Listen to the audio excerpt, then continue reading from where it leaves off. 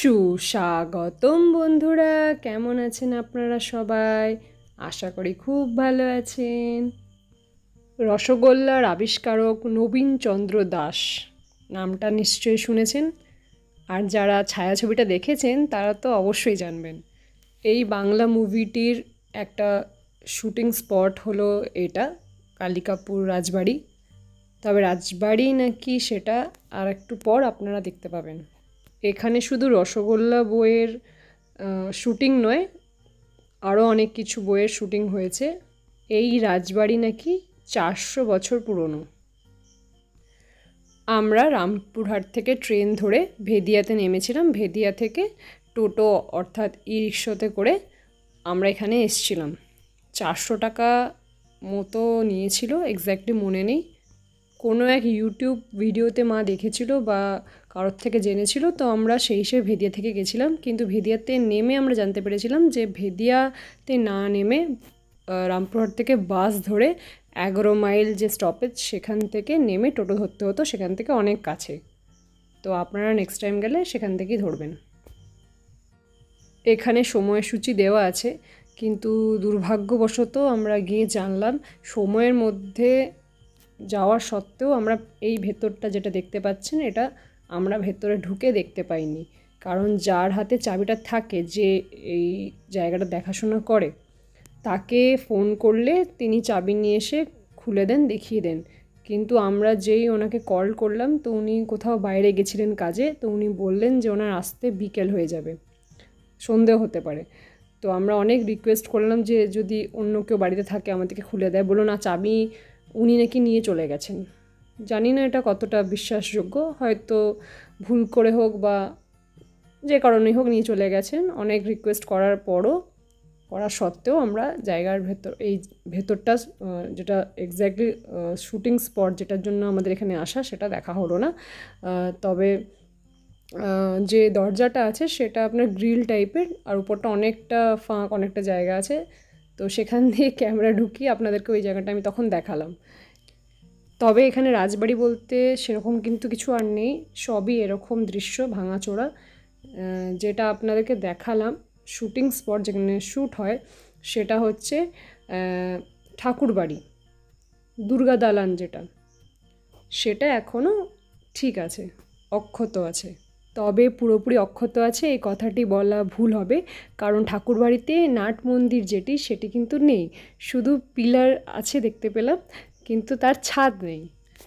তো আমরা এই রাজবাড়ি ভাঙাচোরা হলেও আমাদের এইগুলো দেখতে খুব ভালো লাগে, এক্সপ্লোর করতে। কোথায় কোন দিক দিয়ে ঢোকা যেত, কোথায় রান্নাঘর ছিল হতে পারে, বা কোথায় কী হতে পারে, সব আন্দাজ লাগিয়ে লেগে কোথা দিয়ে কোন পাইপলাইন যাচ্ছে, কোনখান দিয়ে যাওয়া, মানে ওদের ওয়াটার সাপ্লাই হতো, বা তারপরেও ওনারা কি করেছেন। যেমন এই রাজবাড়ির কিছুটা অংশ ওনাদের যে ভাইরা আছে জেনারেশন এখনকার, তারা একটু মেরামত করিয়ে নিয়ে এখনকার মতন বিল্ডিংটাকে ঠিক করে নিয়েছে কিছুটা অংশ।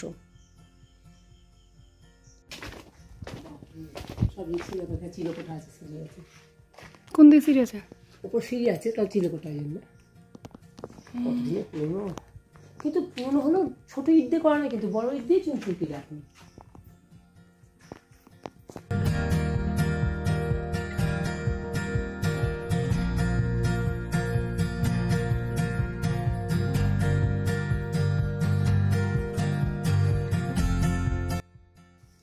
এটা বেরোবার রাস্তা, এন্ট্রান্স।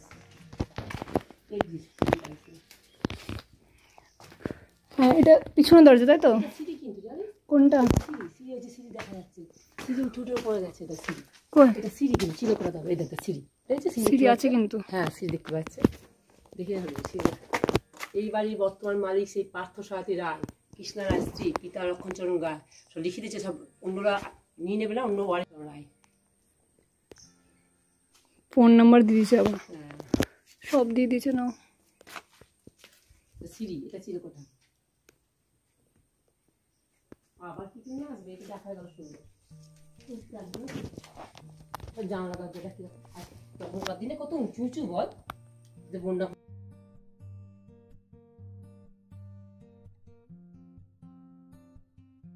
স্টোর রুমই হবে। হ্যাঁ, এইদিকে জানলা ওইদিকে জানলা।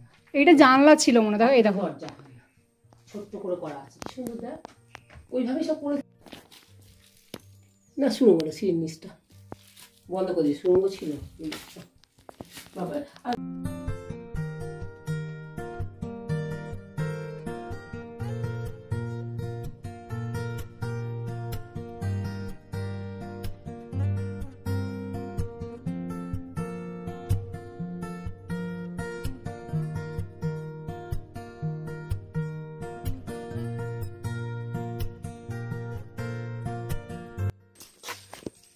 কি আছে ভেতরে? লোকের বাড়ি, ওটারই পেছন দিকটা মশা কাটবে। কল আছে এখানে, এদিকে তালা দেওয়া। এটা চিলেকোটা, এটা সিঁড়ি, এই চিলেকোটা, এটা সিঁড়ি, এটা সিঁড়ি দেখতে পাচ্ছি। এটা চিলেকোটা। হ্যাঁ, সিঁড়ি দেখতে পাচ্ছে ফাঁকটা, এটা লোহার গেট লাগিয়ে রেখেছে।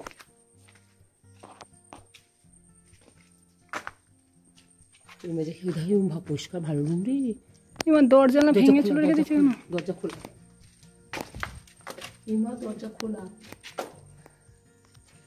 দেখি আর কেউ দেখার নেই, আর কেউ দেখা পছন্দ নয়, সব খোলা। ই বাবা, সব খোলা। এমা এটা চুরি হয়েছে কোনোদিন জানো, সব ভাঙা ভুঙো। ভেতরে ফার্নিচার টাইপের আছে, জানলা টানলা তো করেছে এরা, এই বাড়ির মধ্যে ফার্নিচার আছে, কিন্তু ভাঙা অবস্থা দেখা যাচ্ছে যে ভেঙে দিয়েছে কেউ। হ্যাঁ, এই যে লোহার গেট সব। ভেতরে রুম আছে, হ্যাঁ, সবাই মাথাটা নর্মাল এখনকার দিনের মতো।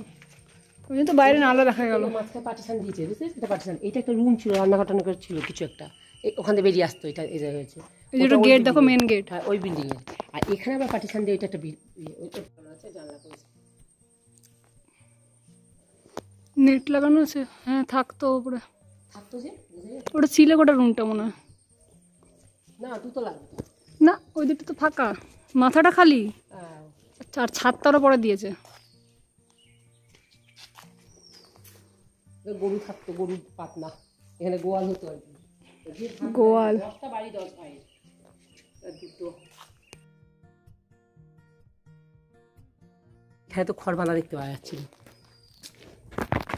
ঠাকুর বানছে, ঠাকুর আছে।